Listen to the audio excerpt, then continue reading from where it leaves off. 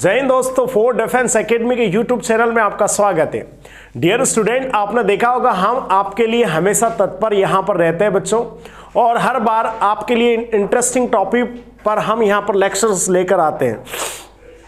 Dear students, हम देखते हैं पॉलिटी हो या हिस्ट्री हो, हर टॉपिक पर एक इंपॉर्टेंट क्वेश्चन सीरीज भी हम आपके बीच में लाते हैं और ये भी देखते हैं कि कहाँ से क्वेश्चंस बनता है। तो ऐसे ही हमारी फोर्स टीम आपके लिए लगातार ऐसी चीजें उपलब्ध कराती रहती है जिससे आपको बहुत बेनिफिशियल मिले। वो हाल ही में सीडीएस का जो पेपर हुआ उसमें सब बच्चों ने बहुत अच्छे से किया है और अच्छा रिजल्ट आने की उम्मीद है। तो आज हम बात करेंगे, ये जो मैं टॉपिक आपके बीच में लेकर आया हूं, ये टॉपिक बहुत इंटरेस्ट है।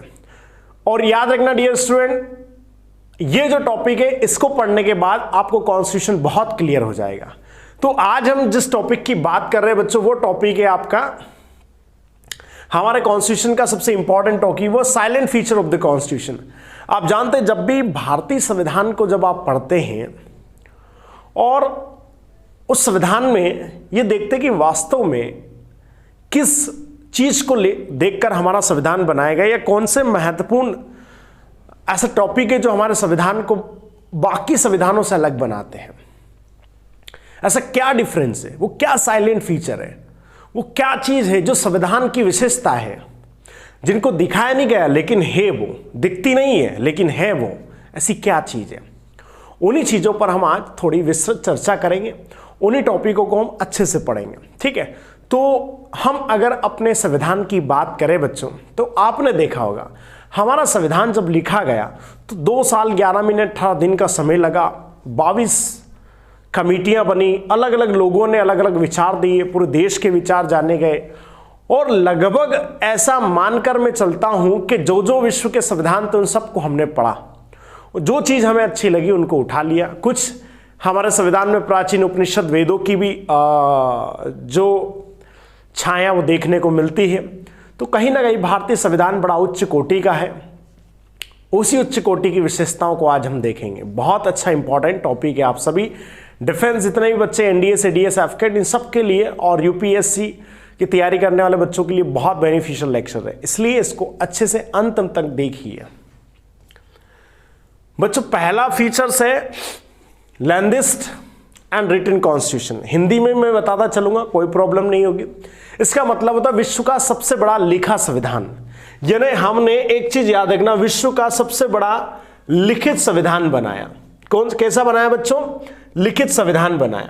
और आपको पता होना चाहिए लिखित संविधान जब बना, ठीक है, इसको लिखा गया, तो आपको पता है कि ये जब लिखा गया, तो मैंने अभी आपको बताया कि 2 साल 11 महीने और 18 दिन का समय लगा।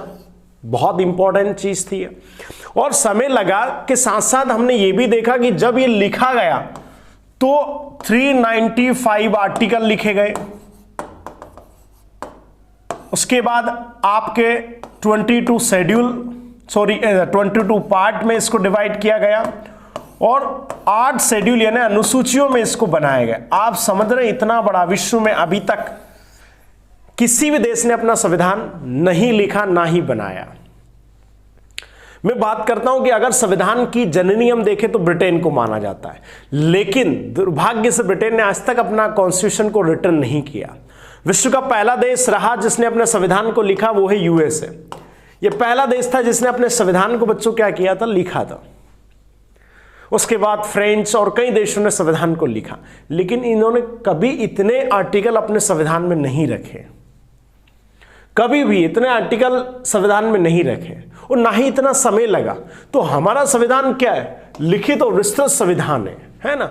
देखकर ही पता लगता है हमारा संविधान में इतने आर्टिकल, हर चीजों को समाहित किया गया है। तो देखने वाली बात है कि क्या विश्व में कोई ऐसा संविधान है, तो वो नहीं है। विश्व का सबसे बड़ा लिखित संविधान क्या है? वो भारत का संविधान है बच्चों।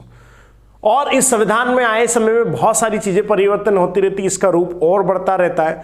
तो मैं अगर अभी वर्तमान की बात करूं तो हमारे संविधान में बच्चों, ये तो मूल संविधान था जब ये आर्टिकल था। अभी मैं बात करूं तो 470 से ज्यादा तो आर्टिकल हो गए। कितने? 470 ज्यादा आर्टिकल है। मैं पार्ट की बात करूं तो बच्चों 25 पार्ट में है। और शेड्यूल यानी अनुसूचियों की अगर मैं आपके सामने बात करूं तो ये बच्चों 12 अनुसूची है।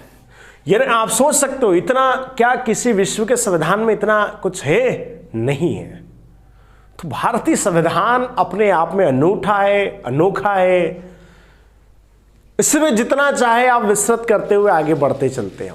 तो ये हमारे भारतीय संविधान की एक इंपॉर्टेंट सब्जेक्ट है, विशेषता है। और ये संविधान लंबा होने के साथ साथ ही अपनी विशेषताओं को और भी आगे बढ़ाता है, जो और हम समझेंगे, है ना। तो भारतीय संविधान की पहली विशेषता है कि यह विश्व का सबसे बड़ा लंबा और लिखित संविधान है। ठीक है, आइए चलो दूसरे हम सब्जेक्ट पे बात करो। इसमें हमने अगर कोशिश की तो सभी चीजों पर हमने इंपॉर्टेंट प्रभाव डाला है। और देखने वाली बात है कि भारतीय संविधान में अगर हमने देखा तो अंग्रेजों के बनाए गए कानून जो अच्छे थे उनको भी हमने रखा है। और आप जानते हैं भारत शासन अधिनियम 1935 उसका बहुत विशेष प्रभाव इस पर पड़ा है, इफेक्ट बहुत ज़्यादा रहा है, उसको भी हमने लिया है। तो आपके एग्जामिनेशन में क्वेश्चंस इन चीज़ों को लेकर बनते हैं कि वर्तमान में क्या क्या चीज़ें हैं। तो ये याद रखना, ओरिजिनल कॉन्स्टिट्यूशन में ये चीज़ें थी हमने। ठीक है, तो विश्व का सबसे बड़ा लिखित संविधान इंपॉर्टेंट है। और अगर हम बात करें तो समय समय पर हमने कई आर्टिकल, शेड्यूल, मॉड्यूल को जोड़ा भी है इसमें। जैसे मैं अगर बात करूं तो हमारे ओरिजिनल में 8 शेड्यूल थी, उसके बाद 12 को किया 9 शेड्यूल, 10 शेड्यूल, 11 और 12 शेड्यूल, इन सबको जोड़ा हमने। पार्ट की बात करें तो उस समय 22 थे, आपने देखा होगा। फिर पार्ट 9A, 9B और 14A को हमने ऐड किया। तो ऐसे हमारे संविधान और आर्टिकल में, अनुच्छेद में तो बहुत सारे आर्टिकलों को जोड़ा गया। ठीक है, तो ऐसे हमारा संविधान और भी विस्तृत होना प्रारंभ हो गया। नेक्स्ट फीचर्स पर बात करते हैं। देखो नेक्स्ट फीचर है हमारे संविधान का ड्रॉ फ्रॉम वेरियस सोर्स। ये भी एक इंपॉर्टेंट फीचर है बच्चों, ड्रॉ फ्रॉम वेरियस सोर्स, यानी कि हमने संविधान को कहां कहां से लिया। हमने जब बनाया तो विश्व के तमाम देशों के संविधानों को पढ़ा और वहां से उन चीजों को उठाए। तो हम बोल सकते विभिन्न स्रोत हैं हमारे संविधान के, हिंदी में इसको लिख सकते विभिन्न स्रोत। ये इंडियन कॉन्स्टिट्यूशन जब फ्रेम कर रहे थे हमारे संविधान निर्माता, तो हर देश का संविधान पढ़ा, हर देश के संविधान को हमने देखा। तो लगभग मैं अगर बात करूं तो विश्व के 10 संविधान ऐसे जिनकी छाप भारतीय संविधान में देखने को मिलती है। और अंग्रेजों के कानून भी है जिनसे भारतीय संविधान में बहुत सारी चीजें चेंज आई। तो मैं बात करूंगा आपसे, जैसे यूएसए है, यूनाइटेड किंगडम है, फ्रांस है, यूएसएसआर है जो आज रशिया है, ठीक है, साउथ अफ्रीका है, आयरलैंड है, उसके बाद जापान है, ऑस्ट्रेलिया है, कनाडा है। इन विश्व के सभी देशों का प्रभाव भारतीय संविधान पर पड़ा, विस्तृत रूप से पड़ा। ठीक है बच्चों, और ये सारे जो संविधान के प्रभाव पड़े इनसे हमें समझ में आता है कि भारतीय संविधान में सभी चीजों का हमें सोर्स मिलता है, हमने सभी चीजों को अपनाया, हमने सभी चीजों को विस्तृत वर्णन भी किया। और हम आगे नेक्स्ट टॉपिक में पढ़ेंगे भी कि इन देशों से हमने क्या क्या वास्तव में लिया है। जिससे मैं कुछ टॉपिक की बात करता हूं इंपॉर्टेंट, जिससे आप भारतीय संविधान पर 2 देशों का प्रभाव सबसे ज्यादा देखने को मिलता है, वो है यूएसए और यूके। मैं इन दोनों देशों की अगर बात करता हूं तो यहां के जो सोर्स है, जैसे पोस्ट ऑफ प्रेसिडेंट है, वाइस प्रेसिडेंट है, इंपीचमेंट प्रोसीजर है, और यहां से पूरा पार्लियामेंट्री सिस्टम आता है बच्चों यूके से। तो इन दोनों देशों के अलावा भारतीय संविधान पर जो सबसे ज्यादा प्रभाव पड़ा है बच्चों, वो पड़ा है गवर्नमेंट ऑफ इंडिया एक्ट। बच्चों ये याद रखना, भारत सरकार अधिनियम 1935 का सबसे ज्यादा प्रभाव पड़ा है। ऐसा भी बोलते हैं कि इस कानून के 75% भाग को भारतीय संविधान में वैसा का वैसा ही रख लिया गया है। इसलिए गवर्नमेंट ऑफ इंडिया 1935 को blueprint copy of Indian constitution कहा जाता है। ठीक है, तो भारतीय संविधान में एक इंपॉर्टेंट सोर्स, विश्व के सभी देशों के संविधान को पढ़ा, हमारे लिए, हमारे देश की जनता के लिए जो हमारे कॉन्स्टिट्यूशन फ्रेमवर्क को अच्छा लगा वो ही इस संविधान में समाहित किया गया। तो दूसरी सबसे महत्वपूर्ण विशेषता क्या है भारतीय संविधान की बच्चों? वो ये चीज है। हमने फंडामेंटल राइट, नीति निर्देशक तत्व, ये सभी देशों के संविधान को देखा और जहां जिस देश से हमें अच्छा लगा वहां से कॉन्सेप्ट को उठाया हमने। तो भीमराव अंबेडकर साहब ने भी इस बात को लेकर कहा है कि हमने विश्व का सबसे अच्छा संविधान बनाया, क्योंकि विश्व की सारी विशेषताओं को हमने अपने आप में सम्मिलित कर लिया गया है ना। तो ये एक इंपॉर्टेंट चीज थी कि हमारे संविधान का जो स्रोत है वो कोई एक देश नहीं है, बहुत सारे स्रोत है और वहां से लिया हमने। ठीक है, नेक्स्ट देखो बच्चों, तीसरे नंबर का जो है वो blend of rigidity and flexibility, ये एक इंपॉर्टेंट चीज है। मैं अगर इसकी बात आपसे करूं बच्चों तो इसका महत्वपूर्ण जो हिंदी रूपांतरण अगर मैं करूं तो एक तरह से मैं ये बोल सकता हूं लचीला और कठोर। ठीक है, लचीला और कठोर संविधान है भारतीय संविधान, ये उन दोनों का मिश्रण है।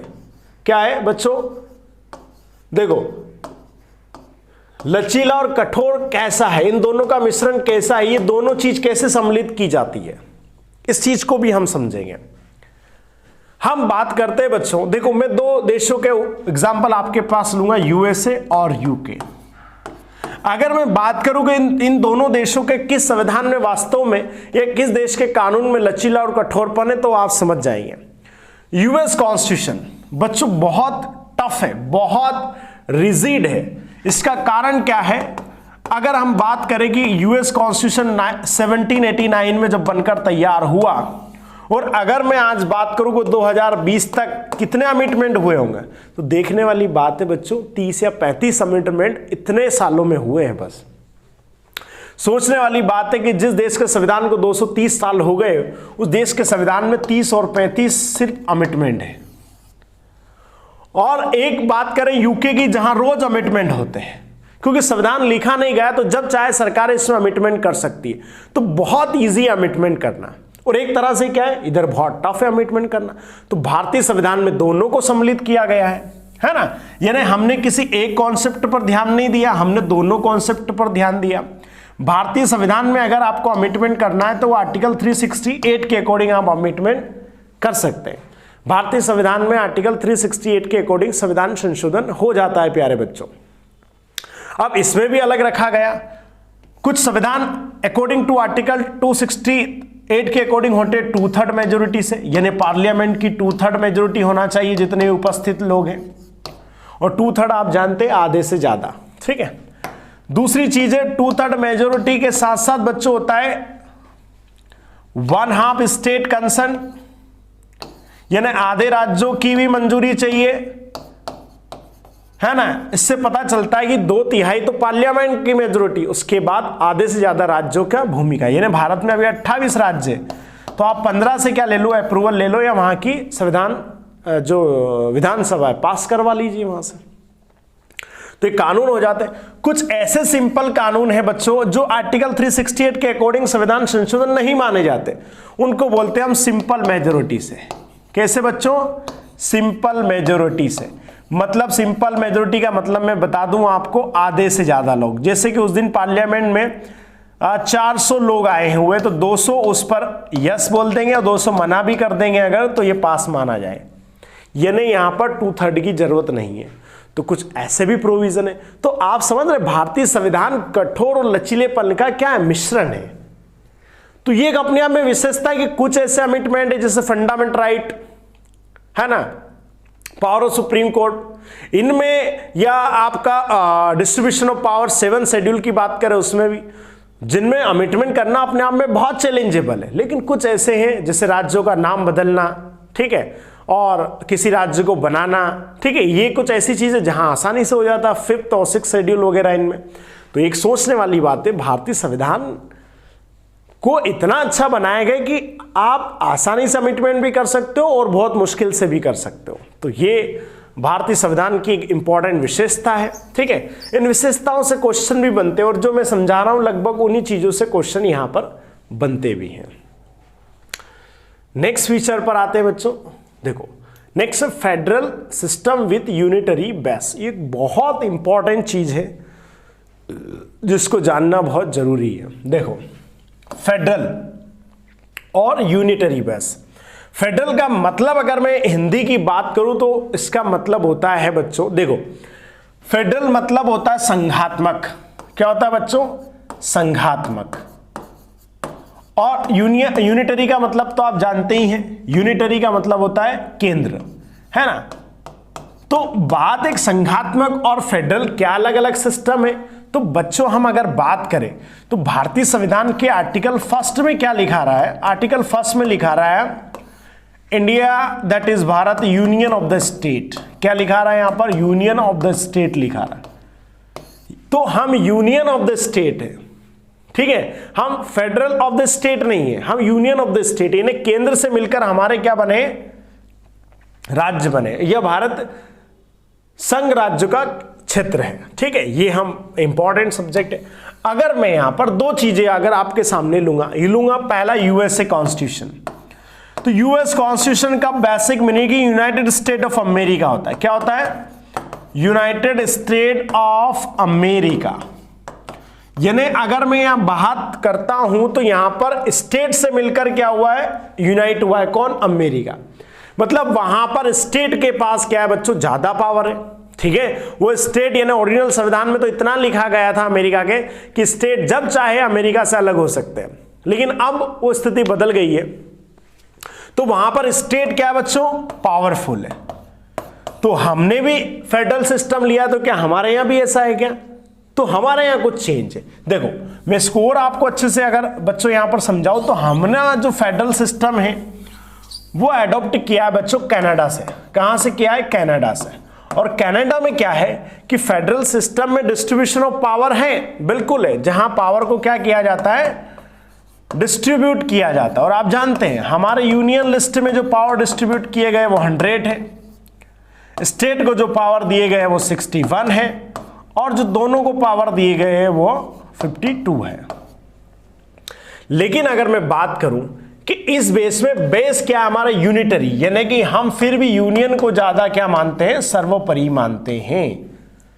फेडरल सिस्टम है, बिल्कुल है, यहां पर राज्यों को अलग शक्तियां दी गई है, केंद्र को अलग दी गई है, लेकिन उसके बाद भी भारतीय संविधान की विशेषता है कि केंद्र को मजबूत मानते हैं। इसलिए फेडरल सिस्टम है, बिल्कुल है, लेकिन उसका बेस क्या है? यूनिटरी बेस है। तो ये विश्व के किसी संविधान में ऐसा नहीं मिलेगा कि जहां फेडरल भी हो यूनिटरी भी हो। हमने दोनों को क्या बना लिया? एक साथ बना लिया, एक साथ लेकर आ गए हम कि हम दोनों को अलग अलग कानून बनाने का अधिकार देते। केंद्र अपना बनाएगा, राज्य अपना बनाएगा, लेकिन यूनिटी एंड इंटीग्रिटी के कॉन्सेप्ट जब आता है, देश की अखंडता, देश की सिक्योरिटी का मामला आता है, तब हम केंद्र को मजबूत बनाते हैं और केंद्र सारी शक्तियों का उपयोग कर सकता है, ठीक है। तो कहने का मतलब यह है हमारे देश में यूनिटरी बेस के साथ साथ फेडरल सिस्टम को भी अडॉप्ट किया गया है प्यारे बच्चों, जो इंपॉर्टेंट है, महत्वपूर्ण है, ठीक है। देखो आगे आते हैं, पार्लियामेंट्री फॉर्म ऑफ गवर्नमेंट। सबसे इंपॉर्टेंट चीज हमारा देश में आपने देखा होगा, parliamentary form of government important, यानी कि सिंपल सा मतलब पार्लियामेंट कि आपने जानते हैं दो हिस्से होते हैं। पहला जो अपर हाउस है उसको राज्यसभा बोलते हैं और दूसरे हाउस को लोकसभा बोलते हैं। और इस चीज के बारे में भी हम जानते हैं कि जिसकी लोकसभा में मेजोरिटी होती है वो क्या होता है? सरकार में होता है, यानी उसी की क्या होती है बच्चों? हमारे देश में सरकार होती है। तो ये जो पार्लियामेंट्री फॉर्म ऑफ गवर्नमेंट, ये इसी का मीनिंग कि जिसकी पार्लियामेंट में मेजोरिटी, पार्लियामेंट में किसकी मेजोरिटी? लोकसभा में जिसकी मेजोरिटी उसी की सरकार, वही कानून देश में चलाएगा, वही कानून देश में बनाएगा।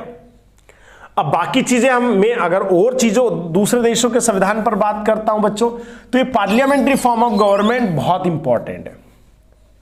यूएस की अगर बात करूं तो यूएस की पार्लियामेंट को वहां बोलते कांग्रेस, और अभी वहां पर चुनाव भी हो रहे हैं।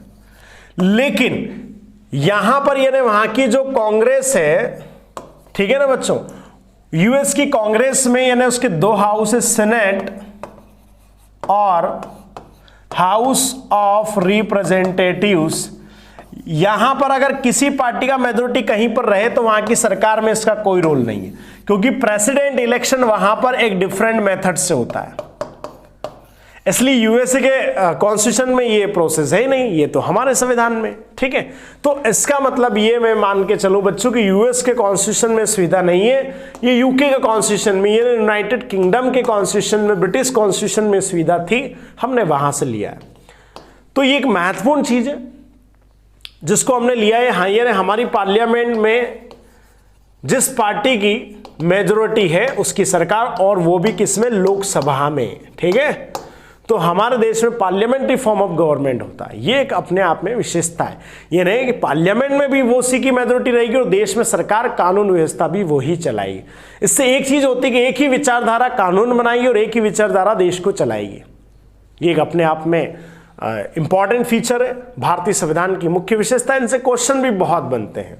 ठीक है, नेक्स्ट है इंटीग्रेटेड एंड इंडिपेंडेंट जुडिशरी। सबसे महत्वपूर्ण चीज, एकात्मक और स्वतंत्र न्यायपालिका जिसको कहा जाता है। देखो बच्चों, इंटीग्रेटेड का मीनिंग मैं एक सिंपल सी बता दूं। हमारे देश में एक जुडिशरी सिस्टम है, सुप्रीम कोर्ट, उसके नीचे हाई कोर्ट, उसके नीचे डिस्ट्रिक्ट कोर्ट, और आपने देखा उनके नीचे बहुत सारे सबऑर्डिनेट कोर्ट्स होते हैं। फिर कहने का मामला ये, हमारे देश में जुडिशरी एकात्मक है। एकात्मक का कैसा मतलब, जैसे किसी व्यक्ति को कोई सजा हुई है, उसको पनिश किया गया है, उसको पनिशमेंट हुई, तो वो अपनी अपील डिस्ट्रिक्ट कोर्ट में करेगा, फिर यहां से हाई कोर्ट से सुप्रीम कोर्ट, ऐसे क्या एकात्मक चीज है। हमारे यहां हाई कोर्ट के फैसले सुप्रीम कोर्ट बदल सकता है। लेकिन मैं एक चीज आपको बता दूं, अगर मैं इसको फिर से यूएसए कॉन्स्टिट्यूशन से आपको मेजर करूं तो यूएस कॉन्स्टिट्यूशन में स्टेट सब्जेक्ट पर वहां का स्टेट हाई कोर्ट देखता है, और अगर वहां जो फेडरल सिस्टम है उन पर सिर्फ सुप्रीम कोर्ट देखता है। यानी कि दोनों के कानून अलग बने और दोनों में कोई हस्तक्षेप नहीं है। और आपने देखा होगा हमारे देश में तो सुप्रीम कोर्ट सर्वोपरि है, चाहे हाई कोर्ट अपना फैसला दे या कुछ भी करे, सुप्रीम कोर्ट का फैसला अंतिम माना जाता है। इसका मतलब क्या है, एकात्मक है और इंडिपेंडेंट है। हमारे देश में सरकार का कोई रोल नहीं है। अगर मैं इसकी बात करूं इंडिपेंडेंट जुडिशरी, तो इसका मैं आपको एग्जांपल दूंगा बच्चों, किसका, यूके का। यूके में अगर सुप्रीम कोर्ट की बात करूं तो वो इंडिपेंडेंट नहीं है। क्यों नहीं है, क्योंकि वहां की पार्लियामेंट सुप्रीम कोर्ट का ऑर्डर मानती नहीं, जब चाहे बदल सकती है। हमारे देश में आपने देखा है सुप्रीम कोर्ट ने जो भी कॉन्स्टिट्यूशन बेंच में बोल दिया वो देश की सरकार सब कुछ मानेगी, और ऐसा हुआ भी है कि कई बार सरकार के बनाए गए कानून को सुप्रीम कोर्ट ने रिजेक्ट कर दिया है, यानी पार्लियामेंट से बनाए गए कानून को रिजेक्ट भी कर दिया गया। तो आप देखेंगे हमारे देश में जो जुडिशरी है वो क्या है, एकात्मक है, साथ में स्वतंत्र न्यायपालिका है। किसी सरकार का कोई दबाव स्वतंत्र हमारी न्यायपालिका पर नहीं होता है। दूसरा, हमारे संविधान सभा ने जब इस बात को देखा था कि हम राज्यों को अलग हाईकोर्ट अगर दे दे और उनके पावर अलग कर दे, तो फिर हमारे देश में एक बेस नहीं रहेगा, कॉन्स्टिट्यूशनल बेस। इसलिए हमने सुप्रीम कोर्ट को सर्वोपरि माना और सुप्रीम कोर्ट का फैसला ही अंतिम माना जाता है। तो ये जो हमने 6 नंबर का फीचर देखा, ये अपने आप में सुप्रीम कोर्ट को अपने स्वतंत्र अधिकार देता है। नेक्स्ट है synthesis of parliamentary sovereignty and judicial supremacy. बच्चों देखो, मैं अगर आपसे बात कर रहा हूं अगर कि ये हमारे देश में एकीकृत की बात करें, पार्लियामेंट्री सिस्टम है, और ये जो जुडिशियल सुपरमेसी का मतलब होता है कि हमने इनको सर्वोच्च रखा है, जुडिशियल चीज को हमने सर्वोच्च रखा है और पार्लियामेंट्री सोवरेनिटी को भी रखा है। आप ऐसा कहीं देखने को नहीं मिलेगा कि एक तरफ तो पार्लियामेंट क्या है, संप्रभुत्व है। इस सोवरेनिटी का मतलब आप जानते हैं, संप्रभुत्व कानून बनाने में, और एक तरफ सुपरमेसी, यानी कि अगर मैं बात करूं सुपरमेसी यानी सर्वोच्च किसको माना है, हमने कोर्ट को माना है। ठीक है, सर्वोच्च हमने किसको माना है, कोर्ट को माना है। अब देखिए ये एक दोनों का मिश्रण है। हमारे देश में पार्लियामेंट को कानून बनाने का अधिकार है, किसी भी सब्जेक्ट में, चाहे यूनियन स्टेट, सब पर कानून बना सकती, सब पर कानून बना सकती। कोई चीज नहीं है जिस पर इसको कानून बनाने से रोका जाए, नहीं, ये कानून बना सकती, यानी कि सॉवरेन है। अब यहीं पर आ जाएगा कि जुडिशियल सुपरमेसी, यानी कि वो कानून अकॉर्डिंग टू कॉन्स्टिट्यूशन सही है या नहीं, ये चेक करने का अधिकार सुप्रीम कोर्ट का होता है। तो सुप्रीम कोर्ट अपने आप को प्रोटेक्टर ऑफ द कॉन्स्टिट्यूशन हम संविधान में लिखा रहा है, इस संविधान का संरक्षक है। और सबसे महत्वपूर्ण चीज है कि संविधान में क्या गलत है क्या सही है वो चेक करने का अधिकार किसके पास है, जुडिशरी के पास है ना, सुप्रीम कोर्ट के पास है। यह चीज कहीं देखने को मिलेगी आपको कि एक तरफ पार्लियामेंट संप्रभुत्व, एक तरफ सुप्रीम कोर्ट सर्वोच्च। सिंपल सा कहने का मतलब हमारे देश में पार्लियामेंट किसी भी सब्जेक्ट पर कानून बनाने में स्वतंत्र है, उसको रोका नहीं जाएगा, लेकिन वो कानून न्याय संगत है या नहीं, वो कॉन्स्टिट्यूशन के अकॉर्डिंग सही है नहीं, वो चेक करने का काम सर्वोच्च न्यायालय या सुप्रीम कोर्ट का होता है। आप विश्व के और अगर संविधान देखते हैं, अगर चाहे यूके का उठा के देखें तो यूके में बच्चों पार्लियामेंट ही सर्वोच्च होती है, ठीक है। और यूएसए की बात करें तो वहां सुप्रीम कोर्ट का निर्णय अंतिम होता है। हमारे देश में आपने ये भी देखा है कि सुप्रीम कोर्ट के निर्णय को भी पलटा गया पार्लियामेंट से, तो कहीं ना कहीं कभी ये, और जो देश की जनता के हित में होता है सरकार वही फैसला लेती है, देश का सुप्रीम कोर्ट वही फैसला लेता है। अपने आप में अनोठा, बिल्कुल एक डिफरेंस, जो बाकी देशों के पास ऐसा कुछ है ही नहीं, हमारे पास है। फंडामेंटल राइट बच्चों, मौलिक अधिकार, मौलिक अधिकार का कॉन्सेप्ट की अगर मैं बात कर दूं बच्चों, तो यूएस कॉन्स्टिट्यूशन से हमने बोरो किया है। ये भारतीय संविधान का मैग्ना कार्टा इसको हम कहते हैं, और हमने इसको बच्चों आप जानते हैं पार्ट 3 में इसको हमने लिया है। और इसके जो आर्टिकल है बच्चों वो आप जानते हैं 12 to 35 है। इस बीच में हमने सारे महत्वपूर्ण फंडामेंटल राइट लिए जो ओरिजिनल कॉन्स्टिट्यूशन में 7 थे, वर्तमान में 6 हमारे फंडामेंटल राइट है, इसमें हमने इनको लिया है। और जो भारतीयों के लिए फंडामेंटल राइट जरूरी था उन्हीं को हमने लिया है। वास्तव में हमारी अंग्रेजों से लड़ाई इन्हीं फंडामेंटल राइट्स को लेकर थी प्यारे बच्चों, क्योंकि अगर हमें फंडामेंटल राइट नहीं मिले, हमें बोलने का अधिकार नहीं है, हमें घूमने का अधिकार नहीं है, हमें धर्म की स्वतंत्रता नहीं है, तो फिर इस देश में रहने का क्या अधिकार। तो ऐसे ही अंग्रेज हमें कभी अधिकार नहीं देते थे। आज हम आजाद हैं, हमें ये मौलिक अधिकार मिले हुए हैं। अगर कोई सरकार ये मौलिक अधिकार हमसे छीनती है अगर, तो फिर अंग्रेजों की गुलामी में और सरकारों की गुलामी में कोई अंतर नहीं रहेगा। इसलिए सबसे महत्वपूर्ण विशेषताओं में आता है कि व्यक्ति को मौलिक अधिकारों की जरूरत बहुत होती है, और हमने आप जानते हैं 6 फंडामेंटल राइटों को यहां पर आपके बीच में रखा है। जैसे आर्टिकल 14 to 18 को हमने रखा है राइट टू इक्वलिटी के बारे में, यानी समानता का अधिकार हमें हमारा संविधान देता है बच्चों।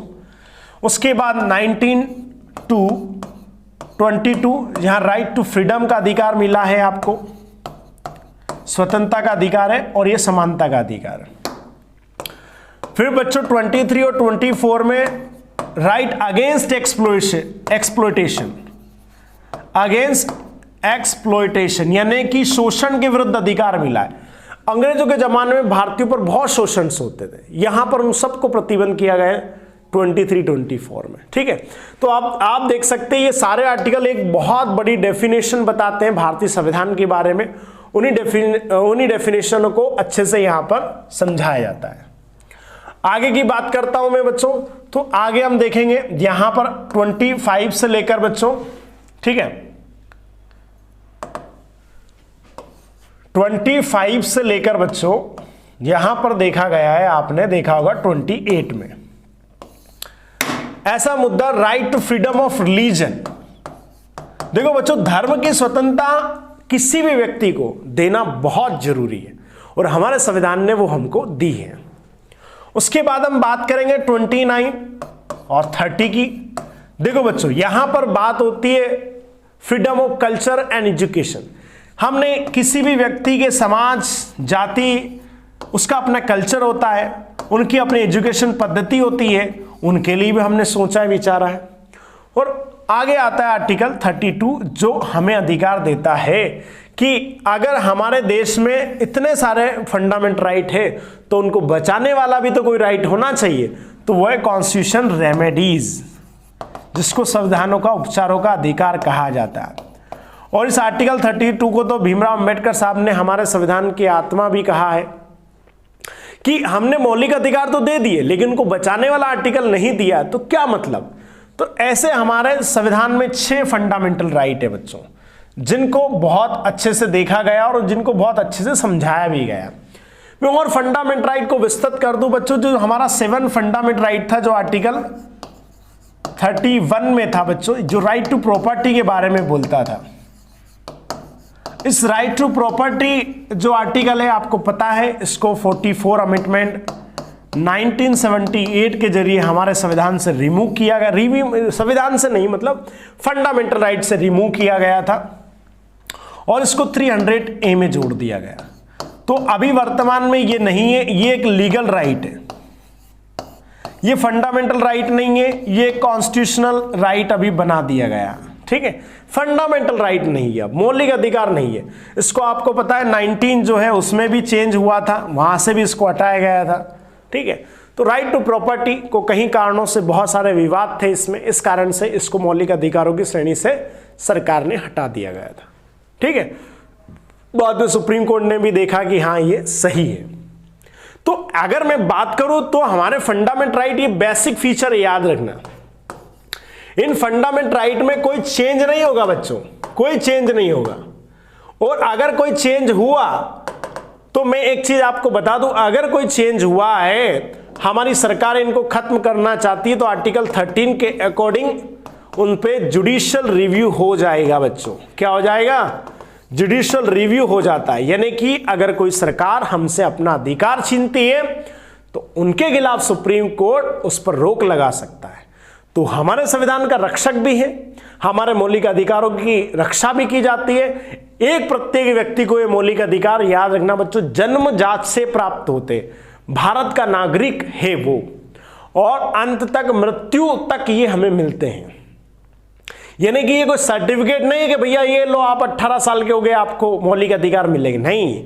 इस धरती पर अगर आपका जन्म हुआ है, आप भारत के नागरिक हैं, तो ये मौलिक अधिकार आपको हमेशा मिलेंगे। अब मैं अगर बात करूं आपसे, ऐसे कौन से मौलिक अधिकार है जो सिर्फ भारतीय नागरिकों को मिलेंगे? देखो, एक होते सिटीजन ऑफ इंडिया। तो मैं अगर बात करूं सिटीजन ऑफ इंडिया को, ये क्वेश्चन कई बार आता भी एग्जाम में, ऐसे कौन से फंडामेंटल राइट है जो सिटीजन ऑफ इंडिया को ही मिलते हैं सिर्फ? तो बच्चों याद रखना, वो है 15, 16, 19, 29 और 30। ये 5 ऐसे फंडामेंटल राइट हैं जो सिर्फ इंडियन सिटीजन को ही मिलेंगे, यानी कोई विदेशी यहां आया तो उसको नहीं मिलेंगे। बाकी फंडामेंटल राइट की अगर बात करूं तो वो कोई पर्सन को भी मिल सकते। पर्सन मतलब कोई भी व्यक्ति भारत में अगर आया है तो उसको भी अधिकार मिलेंगे, साथ में भारतीय सिटीजन को भी मिलेंगे। लेकिन 5 विशेष अधिकार जो याद रखना, जो भारतीय नागरिकों के लिए हैं, वो 15 है जो आप जानते हैं, 16, 19, 29 और 30। इनके बारे में ज़्यादा डेफिनेशन बताने की जरूरत नहीं, क्योंकि ये आप बच्चों को अधिकतर रटे होंगे, है ना। जहां 15 में इस बात को लिखा गया है कि हम कोई भी किसी भी चीज़ में कोई डिस्क्रिमिनेशन नहीं करेंगे, चाहे वो बर्थ प्लेस हो, चाहे वो कास्ट हो, चाहे वो सेक्स हो, और कोई चीज़ में भेदभाव नहीं किया जाए, कोई डिस्क्रिमिनेशन नहीं किया। 16 में कहा जाएगा not discrimination on the public opportunity, हम वहां पर भी समानता रखेंगे, है ना, वहां पर कोई किसी के साथ भेदभाव नहीं किया जाएगा। 19 में आप जानते हैं आर्टिकल 19 में जो राइट टू फ्रीडम देता है, स्पीच एंड एक्सप्रेशन, फ्री मूवली throughout the country, assembly, organisation the assembly, है ना, ऐसी बहुत सारी चीजें आपको देता है। 29 में माइनॉरिटी इंटरेस्ट के बारे में बोलता है और 30 में उनके इंस्टीट्यूशंस के बारे में बोलता है। तो ये सिर्फ हम भारतीय नागरिकों को ही प्रोवाइड करवाएंगे। तो एक बहुत महत्वपूर्ण, जितनी चर्चा फंडामेंटल राइट पे की जाए उतनी कम। तो आगे हम विस्तृत लेक्चर में पूरी सीरीज जो हमारी चल रही है इसमें फंडामेंटल राइट पर भी आगे हम पूरा विस्तृत सब आर्टिकलों को समझाएंगे। यहां सिर्फ विशेषता की बात की जा रही है। तो फंडामेंटल राइट, ये जो पार्ट 3 है इंडियन कॉन्स्टिट्यूशन का, इनको Magna carta of the constitution कहा जाता है। नेक्स्ट है बच्चों, देखो नेक्स्ट जो है वो भी इंपॉर्टेंट है। यह है directory principle of state policy. क्या है बच्चों? Directory principle of state policy, यानी कि जैसे मौलिक अधिकार है ऐसे ही लगभग इनसे ही थोड़ा सा मेच खाते हो डीपीएसपी। इनको राज्य के नीति निर्देशक तत्व कहा जाता है। ये भारतीय संविधान के पार्ट कहां पर है बच्चों? 4 में है। आर्टिकलों की बात करूं तो ये 36 यानी फंडामेंटल राइट जहां खत्म होता है वहां से चालू हो जाते हैं। 36 से 51 है। इंपॉर्टेंट चीजें किसकी बात कर रही, क्या है? स्पष्ट ही नाम लिखा रहा है, direct principle of state policy. ये स्टेट पॉलिसी, स्टेट इस पर कानून बनाते हैं। किसके लिए? एक भारत में अच्छा वेलफेयर स्टेट बनाने के लिए, गुड गवर्नेंस, जहां वो राज्य अपने लोगों के लिए, अपनी जनता के लिए बहुत अच्छा कानून बनाता हो। और इस डीपीएससी में अगर हम देखेंगे तो यहां पर 3 फिलोसॉफी देखने को मिलती, 3 दर्शन हमें इसमें देखने को मिलते हैं बच्चों। एक फिलोसॉफी यहां पर हमें देखने को मिलेगी, वो है गांधीयन फिलोसॉफी, यानी गांधी जी की विचारधारा। और ये आप जानते हैं गांधी जी ग्रामीण, गांव, किसान, मजदूर, गरीब, इन पर बहुत ध्यान देते थे। तो ये जो आर्टिकल है जैसे पंचायती राज है, ये सारे आर्टिकलों की अगर बात करूं तो वो गांधीयन फिलॉसफी पर आधारित है, यानी गांधी जी के फिलॉसफी पर आधारित है। गांधी जी हमेशा भारत का विकास की शुरुआत जो गांवों से करना चाहते थे। तो भारतीय संविधान में ऐसे भी कुछ अधिकारों को हमने रखा है जो गांधीयन फिलॉसफी की बात करते हैं। उसके बाद हम यहां बात करें तो एक फिलॉसफी है सोशलिस्ट फिलॉसफी या सोशलिज्म फिलॉसफी, समाजवाद, जहां लोगों को बराबर अधिकार हो, समाज में कोई भेदभाव नहीं, समानता हो सब लोगों को, चाहे अमीर हो गरीब हो, हर लोगों को अधिकार राज्य सरकार कानून देगी। एक ऐसा थॉट बच्चों जिसको कहा जाता है लिबरल फिलॉसफी, जहां ना तो गांव ग्रामीण की बात हो रही, ना समानता की बात हो रही, नए आदर्शों की बात हो रही, साइंटिफिक इनोवेशन की बात हो रही, कुछ नया करने की बात हो रही, प्रोटेक्शन ऑफ एनवायरनमेंट की बात हो रही, कुछ अलग, एक लिबरल थॉट। तो डीपीएसपी अपने आप में एक अनूठा है जहां 3 दर्शन हमें देखने को मिलते हैं।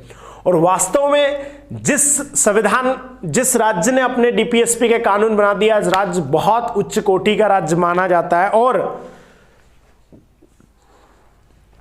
ये मिनर्वा मिल केस में ये बात बोली गई थी बच्चों 1980 में। सुप्रीम कोर्ट ने 1980 में एक केस आया था मिनर्वा मिल केस, और सुप्रीम कोर्ट ने बोला था कि मौलिक अधिकार और डीपीएसपी राज्य के निर्देशक तत्वों का जो संतुलन है वो एक दूसरे पर आधारित है। समझने वाली बात है, दोनों एक दूसरे के परिपेक्ष सिद्धांत है, दोनों एक दूसरे के संतुलन पर आधारित है। ना तो सुप्रीम कोर्ट ने कभी मौलिक अधिकारों को बड़ा कहा है, ना डीपीएसपी को बड़ा कहा है। सब अपनी अपनी जगह पर मजबूत स्थिति में खड़े।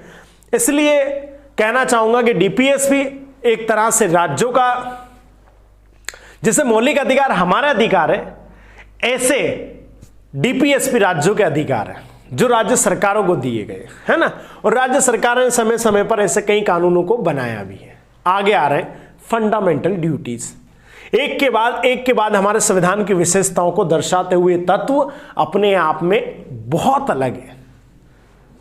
मैं बात करता हूं, अब बात आ रही है कि एक तरफ तो हमें अधिकार दे दिए, एक तरफ राज्यों को अधिकार दे दिए, अब हमारे देश के जनता की क्या ड्यूटी है कि हम देश के प्रति क्या इन चीजों को निभाएं। तो सबसे पहले बता दूं बच्चों, इसके लिए हमने पार्ट 4A को जोड़ा संविधान में, और इसके लिए बच्चों आर्टिकल 51A को हमारे संविधान में जोड़ा गया था। वास्तव में ओरिजिनल कॉन्स्टिट्यूशन में ड्यूटीज नहीं थी, उसका कारण था हमारे संविधान निर्माताओं ने ड्यूटी को प्रारंभ में इसलिए नहीं रखा कि अभी देश आजाद हुआ है और भारतीय लोग अपने आप को महसूस करें कि हाँ हम स्वतंत्र हैं, और अगर अभी से हम इन पर ड्यूटी लाद दें तो उनको लगेगा कि हमें आजाद होने से कोई मतलब नहीं। तो भारतीय संविधान के फ्रेमर्स ने उन पर कोई ड्यूटी नहीं लगाई। लेकिन एक समय आया, इमरजेंसी का दौर था, इंदिरा गांधी प्रधानमंत्री थी, तो आपको पता है 1976 में 42nd अमिटमेंट हुआ, और आप जानते हैं अमिटमेंट को मिनी कॉन्स्टिट्यूशन ऑफ अमिटमेंट कहा गया। यूएसएसआर, एक देश जो आज रशिया के नाम से जाना जाता है, यूनाइटेड सोवियत संघ, रशिया।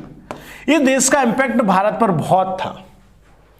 तो यहीं से हमने फंडामेंटल ड्यूटीज का कॉन्सेप्ट उठाया। और बच्चों आपको बता दूं, एक कमेटी थी जिसका नाम था सरदार स्वर्ण सिंह कमेटी। इस सरदार स्वर्ण सिंह की कमेटी की सिफारिश भी थी कि हमारे देश में लोगों को क्या होना चाहिए, ड्यूटीज भी होना चाहिए। तो ऐसे ही हमारे संविधान में बच्चों क्या किया गया, फंडामेंटल ड्यूटीज का कॉन्सेप्ट दिया गया।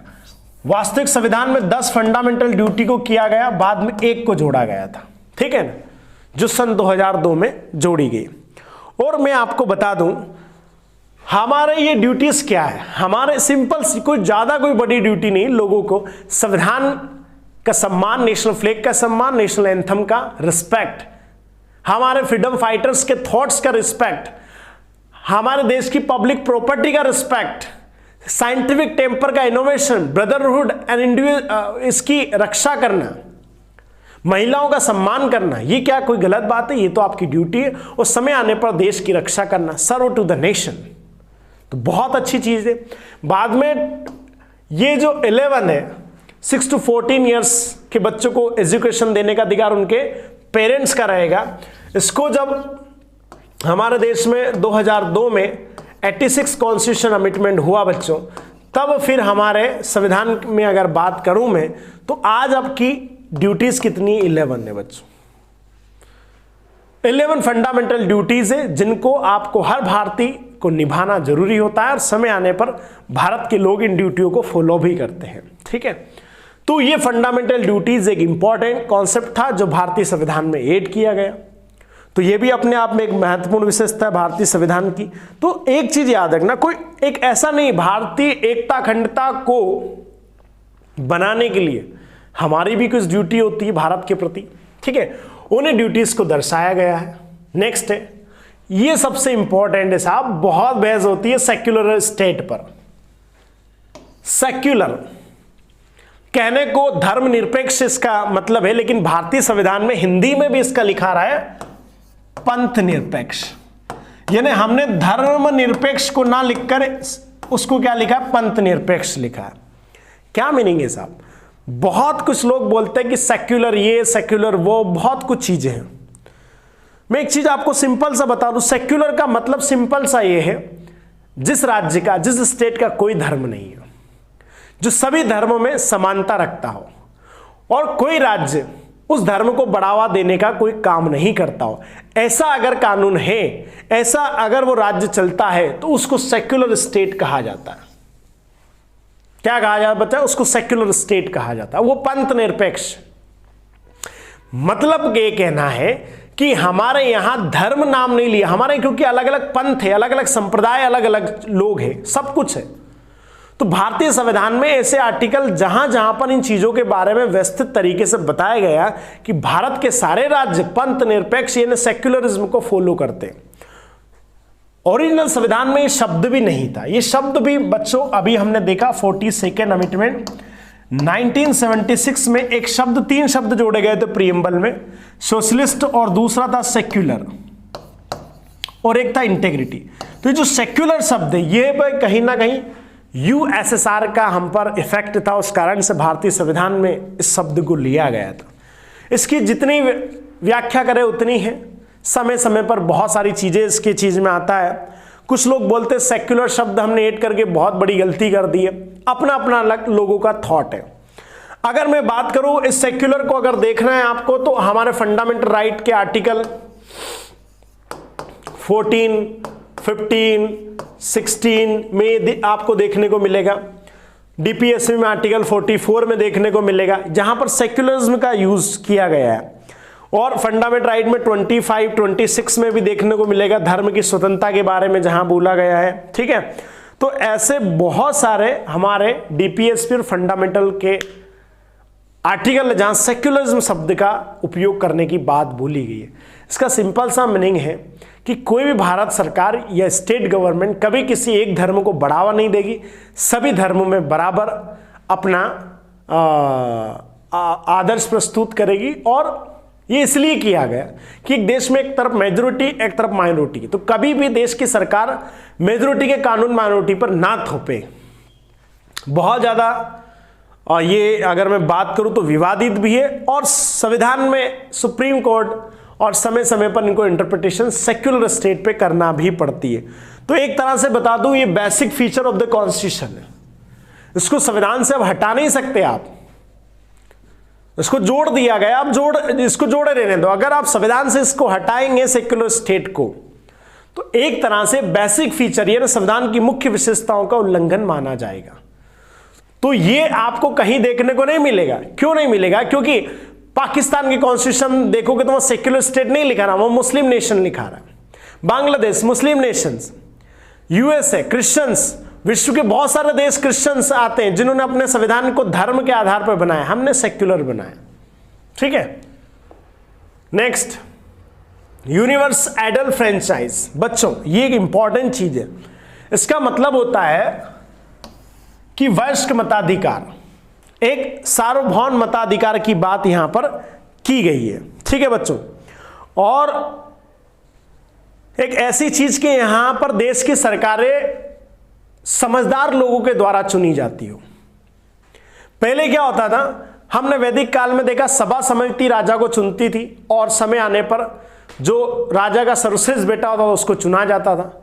समय आने पर यह हायरार्कियल चलने लगी, लोगों का एक चीज बोल सकते हैं कि प्रतिनिधित्व कम हुआ, और फिर राजा का बेटा राजा बनने लगा। ये समस्या बहुत समय तक चलती रही। कहने का मतलब फिर देश की जनता को, अगर हम डेमोक्रेसी की बात करें तो हमारे देश में इस डेमोक्रेसी ने लोगों को अधिकार दिए कि देश में किसकी सरकार रहेगी और कितने उम्र के लोग उस पर वोट डाल सकते हैं। तो स्टार्टिंग में 18 वर्ष की उम्र के अधिक लोग, जिन लोगों की एज 18 से ज्यादा हो जाती है, उनको वोट देने का अधिकार दिया गया इस देश में, यानी उनको सरकार चुनने का अधिकार इस देश में दिया गया, और मरते दम तक वो अपना वोट कर सकते, क्योंकि अधिकतम उम्र नहीं है। कई देशों में तक 60 के बाद आप वोट ही नहीं दे सकते, हमारे देश में ऐसा नहीं है। ठीक है, लेकिन उम्र को प्रारंभ में इसको 21 रखा गया था, गलती हो गई थोड़ा सा, 21 रखा गया था ना, 21 साल तक व्यक्ति वोट देने का अधिकार के लिए एलिजिबल हो जाता था। लेकिन भारतीय संविधान में देखा कि नहीं, इसको उम्र को और कम किया जाए। तो आपको पता है एक अमिटमेंट हुआ जिसका नाम था 61 अमिटमेंट, 1989 को यह अमिटमेंट हुआ, और इसमें उम्र 21 से घटाकर कितनी कर दी गई बच्चों? 18 कर दी गई। तो 18 वर्ष की उम्र में भी आप क्या कर सकते हैं बच्चों? वोट करने का अधिकार आपको दिया। देश की सरकार, राज्य सरकार और आपकी निजी सरकार जिसको कहते हैं ग्राम पंचायत, नगर पालिका, इनको चुनने का अधिकार आपको दिया गया। कितना महत्वपूर्ण अधिकार कि यहां पर देश के समझदार युवाओं के कंधों पर देश की सरकार चुनने का अधिकार, साथ में जो वयस्क हैं यानी कि जो हमारे बाकी लोग, उनको भी अधिकार है। लेकिन एक चीज है कि युवा सोच को, महत्वपूर्ण चीजों को ध्यान में रखते हुए यह अधिकार दिया गया। ठीक है, सबको अधिकार है। कोई ऐसा नहीं कि हमारे देश में मेजोरिटी अल्पसंख्यकों को कोई अधिकार, जैसे अंग्रेज देते थे पहले, इनको ही वोट देने का अधिकार, सबको वोट देने का अधिकार, कोई किसी पर कोई मनाही नहीं है। Next, single citizenship. बच्चों ये एक महत्वपूर्ण चीज है, सिंगल सिटीजनशिप, एकल नागरिकता। भारत इतना बड़ा देश है और यहां पर व्यक्ति की एक ही नागरिकता, एक ही आइडेंटिटी, वो क्या है बच्चों? इंडियन है। आप कोई दूसरे स्टेट के नहीं, आपकी एक ही आइडेंटिटी, आप भारतीय हैं और गर्व से कहिए हम भारतीय, ये एक नागरिकता आपकी। मैं अगर यूएसए की बात करूं बच्चों, तो यूएसए का जो पर्सन होता है वो 2 सिटीजनशिप रखता है। एक तो यूएसए की रखता है, दूसरा एक स्टेट की रखता है, जहां जिस स्टेट में वो रहता है। दो आइडेंटिटी। आप, हमारी एक सबसे महत्वपूर्ण फीचर है कि आप चाहे मध्य प्रदेश में पैदा हुए, केरल में हुए, आसाम में हुए, जम्मू कश्मीर में हुए, पूरा भारत एक है। आप एक ही नाम से जाने जाओगे, आपकी आइडेंटिटी एक ही होगी, वो है भारतीय आइडेंटिटी। एक अपवाद था, आपको पता भी है, जम्मू कश्मीर, जहां की आइडेंटिटी 2 थी, लेकिन भारत सरकार ने 1 नेशन 1 आइडेंटिटी, एक राष्ट्र एक आपकी नागरिकता को 5 अगस्त आप जानते हैं ऐतिहासिक था 2019, वो 370A और 335A को खत्म किया गया और एक नागरिकता का प्रावधान पूरे देश में किया गया। तो आज हम गर्व से बोल सकते, पहले नहीं बोल सकते, एक साल पहले, आज हम बोल सकते कि भारत एक है, उसकी नागरिकता एक है। तो संविधान हमारा, यूएस में 2 नागरिकता, हमारे एक सिर्फ नागरिकता। तो सोचो इतना बड़ा देश भारतीय के नाम से जाना जाता है। तो ये एक महत्वपूर्ण विशेषता है भारतीय संविधान की, जहां सिंगल सिटीजनशिप रखा गया। ठीक है, और मैं सिटीजनशिप की अगर बात करूं बच्चों, तो इसका हमारे पार्ट 2 में इसका पूरा प्रावधान दिया गया, और आर्टिकल जो है इसमें विस्तृत तरीके से समझाया गया, 5 to 11 के बीच में इसको अच्छे से समझाया गया है ना। सिटीजनशिप अमेंडमेंट एक 2019 भी आया, उस पर भी अपने अपने विचार है। ऐसे बहुत सारी चीजें सिंगल सिटीजनशिप के ऊपर है, लेकिन हमने बात की कि एकल नागरिकता ही सबसे महत्वपूर्ण है। दूसरी चीज आती है इंडिपेंडेंट बॉडीज बच्चों। हमारे देश में सेंट्रल गवर्नमेंट, लेकिन उस सेंट्रल गवर्नमेंट के साथ काम करने वाले कुछ ऐसी बॉडीज है, कुछ ऐसे इंस्टीट्यूशन है जो स्वतंत्र हैं, जो सेंट्रल गवर्नमेंट या सुप्रीम कोर्ट या इन सब से अलग है, जो अपना काम स्वतंत्र करते हैं। ठीक है, उन स्वतंत्र निकायों की अगर मैं बात करूं बच्चों, तो एक महत्वपूर्ण चीजें आएगी। देखो, एक तो इंस्टीट्यूशन की बात करूं तो सुप्रीम कोर्ट, हाई कोर्ट, ये अपने आप में स्वतंत्र है। यूपीएससी स्वतंत्र है, सीएजी स्वतंत्र है, control auditor general of India, election commission of India स्वतंत्र है। ये ऐसे कुछ इंस्टीट्यूशन है, कोई सरकार के ऊपर या सरकार इनको कंट्रोल नहीं करती है, ये अपने आप में स्वतंत्र होते हैं और अपना स्वतंत्र काम करते हैं। आपने देखा हो देश में इलेक्शन चलता है, अगर वो सरकार के अकॉर्डिंग काम करेगा तो फिर क्या बचेगा। यूपीएससी, सीएजी, ये वो सब निकाय हैं जो अपने आप में स्वतंत्र होते हैं बच्चों, और स्वतंत्रता के बिहाफ पर ही काम करते हैं। कहने का मतलब है भारत एकात्मक है, एक केंद्र सरकार होती है, लेकिन उस केंद्र सरकार के अधीन काम करने वाले डिपार्टमेंट भी अपने आप में क्या है बच्चों, स्वतंत्र है ना।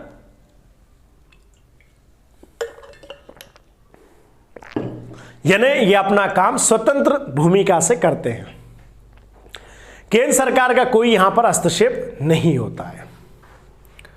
नेक्स्ट, इमरजेंसी प्रोविजन बच्चों, ये एक महत्वपूर्ण चीज है। इमरजेंसी प्रोविजन, आपातकाल। मैंने आपको बताया था कि वैसे तो हमारे यहां पर पावर डिस्ट्रीब्यूशन है, लेकिन अगर मैं बात करूं इमरजेंसी प्रोविजन के बारे में बात करता हूं बच्चों, इसके लिए पार्ट हमारे देश में 18 को रखा गया है, और आर्टिकल की बात करूं तो 352 से लेकर 360 के बीच में आर्टिकल आते हैं। और 3 तरह की इमरजेंसी का प्रोविजन भारत में है। पहली है नेशनल इमरजेंसी, राष्ट्रीय आपातकाल। दूसरी है स्टेट इमरजेंसी, और तीसरी है बच्चों फाइनेंशियल इमरजेंसी, जो आपको पता भी है। 3 इमरजेंसियों के बारे में जिक्र है। एक आर्टिकल 352 में है नेशनल इमरजेंसी, एक आर्टिकल 356 में स्टेट इमरजेंसी, जिसको रूल ऑफ प्रेसिडेंट कहते हैं, और 360 में है फाइनेंशियल इमरजेंसी। कहने का मतलब सारे अधिकार केंद्र के पास चले जाएंगे। तो यहां एक बार और यूनिटरी बेस आ रहा है कि एक ऐसा इमरजेंसी प्रोविजन है जो देश को बचाने के समय एकात्म कर देगा, और ये पावर चले जाएंगे केंद्र के पास। बाकी देशों में ऐसा नहीं है। अमेरिका में चाहे इमरजेंसी कुछ भी, स्टेट के पावर हमेशा बरकरार रहेंगे। भारत को एक करने के लिए याद रखना, ये अधिकार सारे दिए गए, और आपको पता है ये सारी इमरजेंसियों का विस्तृत विवरण हम अच्छे से पढ़ते भी हैं। चाहे नेशनल इमरजेंसी हो, आपको पता है नेशनल इमरजेंसी आर्टिकल 352 के अकॉर्डिंग जब लगती है पूरे देश भर में, तो पूरा एकात्मक छा जाता है, यानी पूरे केंद्र के पास पावर आ जाता है। 360 में किसी राज्य, 356 में कोई राज्य में वहां की सरकार नहीं है जो अकॉर्डिंग टू कॉन्स्टिट्यूशन काम नहीं कर रही, उस समय भी केंद्र के पास वहां की सत्ता आ जाती है। और आर्टिकल 360 जहां पर देश के पास क्रेडिट खतरे में आ गई, पैसा नहीं है, कुछ नहीं है, उस समय भी हम एकात्मक हो जाते हैं, यानी सारी रिस्पॉन्सिबिलिटी केंद्र के पास चली जाती है। ये एक महत्वपूर्ण बच्चों संविधान की विशेषता है। और यह भी है कि इमरजेंसी में हम किन अधिकारों को लोगों को देंगे और कौन से अधिकार व्यक्तियों से छीने जाएंगे, चाहे फंडामेंटल राइट हो। तो फंडामेंटल राइट सारे सस्पेंड हो जाते हैं 20 और 21 को छोड़कर बच्चों, और इनकी विस्तृत विवरण आर्टिकल 358 और 359 में भी की गई है। तो अपने आप में इमरजेंसी फीचर बहुत महत्वपूर्ण है। नेक्स्ट, 3 टायर गवर्नमेंट, यह भी एक महत्वपूर्ण विशेषता है भारतीय संविधान में, 3 टायर गवर्नमेंट। अब आप पूछेंगे 3 टायर गवर्नमेंट क्या है? देखो, पहली गवर्नमेंट होती है नेशन के लिए, राष्ट्र के लिए, वो कौन सी है? यूनियन गवर्नमेंट, जो देश के लिए कानून बनाएगी। दूसरी होती है स्टेट के लिए, कौन सी गवर्नमेंट? स्टेट गवर्नमेंट, जो स्टेट के लिए कानून बनाएगी। लेकिन आम लोगों के लिए, गांव और शहरों के लोगों के लिए कौन सी सरकार? तो याद रखना, इसके लिए हमने 11 शेड्यूल में पंचायती राज और 12 शेड्यूल में बच्चों म्युनिसिपल कॉरपोरेशन, ये लोगों की आम सरकारों को दिया है। यानी आप, मैं यहां पर बोल सकता हूं this is a local government. क्या है बच्चों? Local government. किसको दी हमने? लोकल गवर्नमेंट हमने दिए लोकल पर्सन को, आम लोगों को दे दिया हमने कि भैया आपकी सरकार है, आपका गांव का विकास है आप करो, आपके शहर का विकास है आप करिए। सरकार, पूरी भारत की सरकार क्या हर गांव पर विकास कर पाएगी? नहीं कर पाएगी। तो इसकी मांग उठी और यह अधिकार हमने दे दिया। तो सबसे महत्वपूर्ण बात ही जो 3 टायर सिस्टम जुड़ा, यह आपको पता है। इसके लिए संविधान में 73वां अमेंडमेंट 1992 पीवी नरसिम्हा राव के समय पंचायती राज अधिनियम के रूप में दिया गया और इसमें 29 सब्जेक्ट दिए गए, इनको संवैधानिक दर्जा दिया गया। उसके बाद फिर एक और कानून 74 अमेंडमेंट 1992, और यहां पर म्युनिसिपल कॉर्पोरेशन, यानी इसमें जो शेड्यूल जोड़ा गया बच्चों वो 12 शेड्यूल था और इसमें 18 सब्जेक्ट दिए गए। तो 11वीं अनुसूची और 12वीं अनुसूची भारतीय संविधान में ऐड हुई। तो यहां पर 2 टायर तो पहले ही थे, अब एक 3 टायर और लग गया हमारे सरकारों में, है ना। तो आम लोगों की सरकार यहां पर प्रोवाइड करवा दी। ऐसा फीचर विश्व के कहीं भी संविधान में नहीं मिलेगा जहां एक ही देश में 3 सरकारें हो। समझ रहे हो? केंद्र, राज्य और लोकल व्यक्ति की सरकार, ऐसा विश्व के कहीं संविधान में नहीं है, ऐसा कहीं भी नहीं मिलेगा आपको। ये हमारे संविधान की सिर्फ अनूठी परंपरा है। कोऑपरेटिव सोसाइटी, कोऑपरेटिव सोसाइटी को संविधान में बहुत बाद में ऐड किया गया। मैं आपको इसके बारे में बता दूं, ये जो अमेंडमेंट था बच्चों 2011 में किया गया। और कोऑपरेटिव सोसाइटी आप जानते हैं, सहकारी समितियां जो होती है, इनको 97 अमेंडमेंट जो हुआ 2011 में इनको जोड़ा गया। इनके लिए बहुत सारे आर्टिकल चेंज किए गए, चाहे वो आर्टिकल 19 हो, राइट टू जो फ्रीडम है उसमें भी इनको अधिकार दिया गया, ठीक है। आर्टिकल 43 हो, उसमें भी इनको अधिकार दिया गया। और इनके लिए भारतीय संविधान का पार्ट 9B जोड़ा गया, जिसमें आर्टिकल 243 में इतना बड़ा ये आर्टिकल खींचा गया, बहुत लंबा, जिसमें पंचायत राज भी, म्युनिसिपल कॉर्पोरेशन भी है। ZH से लेकर 243 ZT तक इसको लंबा किया गया कोऑपरेटिव सोसाइटी के लिए। कोऑपरेटिव सोसाइटी आप जानते हैं एक ऐसी बैंक है जो आम लोग, जो देखो एक नेशनल बैंक होती है, बड़े बड़ी बैंक होती है, तो एक आम लोगों को लोन नहीं दे सकती है ना, तो छोटी छोटी किस्तों पर लोन देगी। तो इसको भी संवैधानिक दर्जा दिया गया। इसमें कई सारी बैंक, जिसमें बंधन बैंक और बहुत सारे छोटे छोटे बैंक आज काम कर रहे हैं देश भर में। तो आम लोगों को जरूरत के हिसाब से 50,000, 1 लाख, 2 लाख रुपए तक का लोन ये प्रोवाइड करवा देते हैं और लोग उस पर आसान किस्तों पर उसको जमा करते रहते हैं। तो ये इंपॉर्टेंट फीचर था, ठीक है। तो कहने का मतलब है ये कोऑपरेटिव सोसाइटी भी एक इंपॉर्टेंट भारतीय संविधान का सब्जेक्ट है।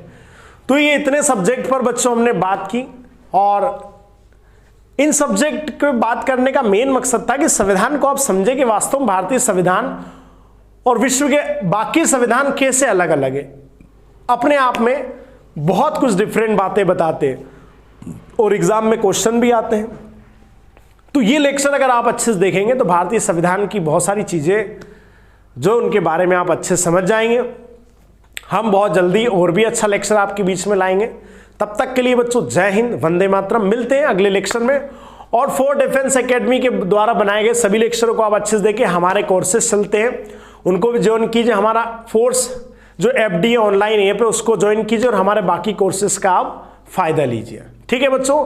तो हमेशा डिफेंस सर्विस के लिए डेडिकेटेड ये पूरा एक इंस्टीट्यूट है जो आपके भविष्य के साथ हमेशा बना रहेगा। ठीक है बच्चों, तो जय हिंद, वंदे मातरम।